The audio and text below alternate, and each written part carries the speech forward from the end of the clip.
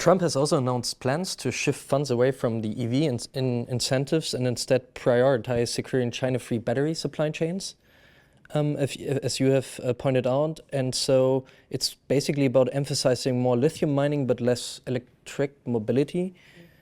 And so there's an approach that merges America First security policy with elements of climate denialism, reshaping the state's role in resource extraction and industrial policy.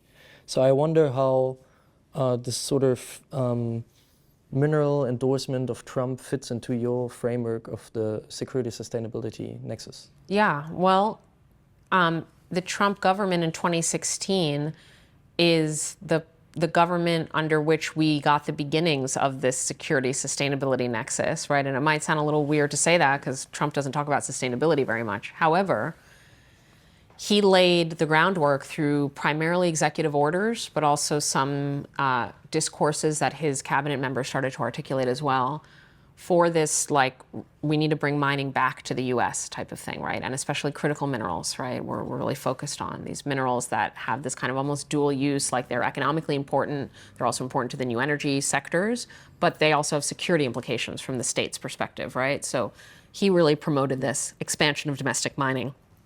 And interestingly, when you get into the kind of, on a discursive front, some of the genealogy here, some of his own cabinet members, not the super top ones, but some important ones in the relevant agencies, articulated sustainability reasons for this. They said, we don't know what happens in this offshore mining, these dirty, exotic places in the world. We're going to make it cleaner and make it American. Like they actually use, and there are right wing, and I know that, some of our colleagues that study ecology on the right, there are certain ecological discourses on the right, or sometimes they're bad faith and they're just for justification. Sometimes they have this blood and soil conservation. I mean, there's a whole, range out there.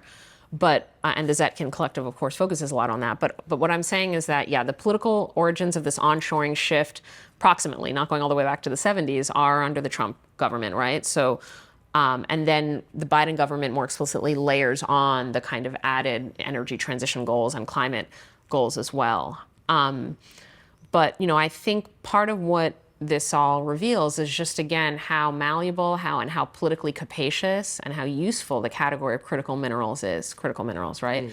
They're critical for security, for climate, for the economy, for supply chains, whatever. And like in the definition is built in these ambiguities and these different interpretive possibilities, right? And so if in 2016 and today, under the Trump government, there's been a major focus on critical minerals, but in primarily a security vein, in the first government, his first administration, sometimes a little bit of, oddly enough, sustainability justification. Today, the sustainability stuff has quite fallen out, but the security stuff is very emphasized, which again shows that internal kind of dynamic between security and sustainability, and security is going to tend to win out when there's any tension point between the two.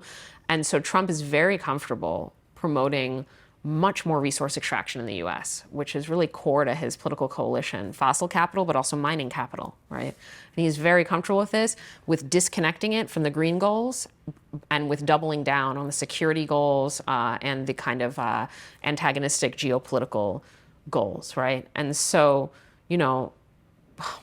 there's so much to say here, but I'll just say one thing, which is, again, like thinking through our own politics on the left and like, are there ways to strategically use the security discourses to further our goals?